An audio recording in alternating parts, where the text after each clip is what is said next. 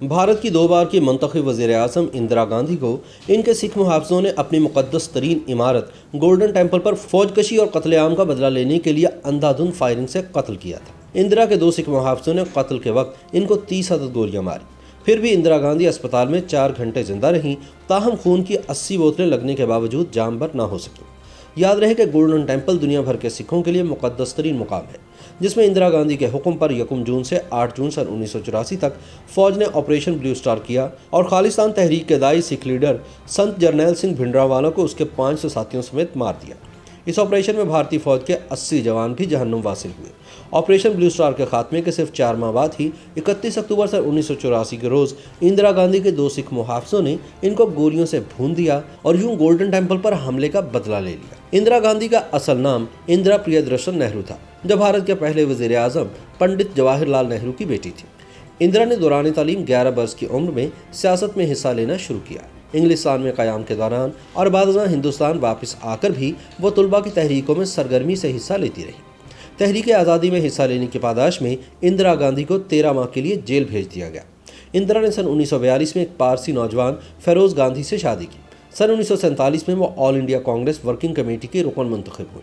फरवरी सन 1959 में Indian national Congress की सदर बन गई। सन 1964 में इंदिरा गांधी पहली मरतबा वज़ीर इत्तलात बनी और सन 1966 में वज़ीर-ए-आज़म लाल बहादुर शास्त्री के इंतकाल के बाद पहली दफ़ा मुल्क की वज़ीर-ए-आज़म बनी। इंदिरा सन 1971 के इंतखाबात के बाद दोबारा से वज़ीर-ए-आज़म चुनी गई। जनवरी सन 1980 में लोकसभा के अबूरी इंतखाबात में कांग्रेस की दोबारा जीत हुई और इंदिरा गांधी ने दूसरी बार मरकज़ में हुकूमत बनाई और सिख अलहदगी पसंदों के खिलाफ फौजी ऑपरेशन का हुक्म दिया। लेकिन गोल्डन टेम्पल पर फौजी हमले के बाद सिख आवाम में इनकी साख को बहुत नुकसान पहुंचा।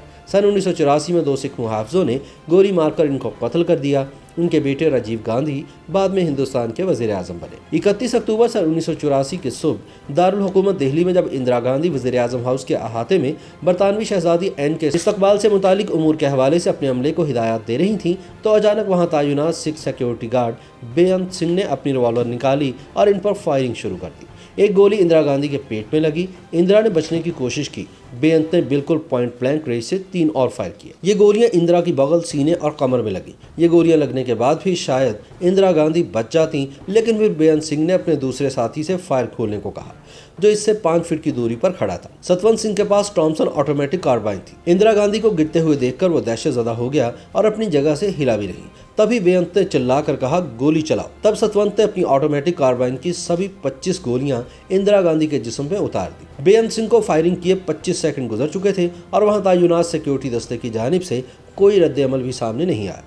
वज़ीर-ए-आज़म हाउस के बाहर तैनात एक पुलिस अफसर दिनेश भट्ट ये देखने बाहर आया कि एक कैसा शोर मचा है। उसने असलहा ताना तो उसी वक्त बेअंत सिंह और सतवंत सिंह ने अपने हथियार डाल दिए, जो कि खाली हो चुके थे। बेअंत सिंह ने कहा कि हमें जो करना था हमने कर दिया, अब तुम्हें जो करना है वो करो। तभी नारायण सिंह ने आगे कूदकर बेअंत सिंह को जमीन पर पटक दिया। करीब के गार्ड रूम से आईटीबीपी के जवान दौड़ते हुए आए और इन्होंने सतवंत सिंह को भी अपने घेरे में ले लिया। हालांकि वहां हर वक्त एक एम्बुलेंस खड़ी रहती थी, लेकिन उस दिन उसका ड्राइवर वहां से गायब था। तभी इंदिरा के सियासी मुशीर माखनलाल फतेदार ने चिल्लाकर कार निकालने के लिए कहा। इंदिरा गांधी को सफेद एम्बेसडर कार की पिछली सीट पर डाल दिया गया। जैसे ही कार चलने लगी, इंदिरा गांधी की बहू सोनिया गांधी नंगे पांव अपने ड्रेसिंग गाउन में मम्मी मम्मी चिल्लाते हुए भागती हुई आई। इंदिरा गांधी की हालत देखकर वो इसी तरह कार में बैठ गई। उन्होंने खून से लथपथ इंदिरा गांधी का सर अपनी गोद में रख लिया। कार बहुत तेजी से all India institute of medical sciences की जानिब रवाना हुई। सोनिया का गाउन इंदिरा के खून से भीग चुका था। कार 9:32 पर अस्पताल पहुंची। वहां इंदिरा गांधी के ब्लड ग्रुप ORH नेगेटिव का स्टॉक मौजूद था, लेकिन वज़ीर-ए-आज़म हाउस से किसी ने अस्पताल के अमले को फ़ोन करके ये नहीं बताया था कि इंदिरा गांधी को इंतहाई ज़ख्मी हालत में अस्पताल लाया जा रहा है। एमरजेंसी वार्ड का गेट खुलने और इंदिरा के कार से उतारने में 3 मिनट लगे। गेट पर एक स्ट्रेचर तक भी मौजूद नहीं था, क्योंकि किसी को इस बात की इत्तला नहीं थी कि वज़ीर-ए-आज़म इंदिरा गांधी को गोली लगने के बाद अस्पताल लाया जा रहा है। किसी तरह एक पहिए वाले स्ट्रेचर का इंतजाम किया गया। जब इनको कार से उतारा गया तो डॉक्टर्स इंदिरा को इस हालत में देखकर घबरा गए। उन्होंने फौरन अस्पताल के सीनियर कार्डियोलॉजिस्ट को इत्तला दी। चंद मिनट बाद वहां doctor Galleria, doctor M.A. Kapoor और डॉक्टर S. बालाराम पहुंच गए।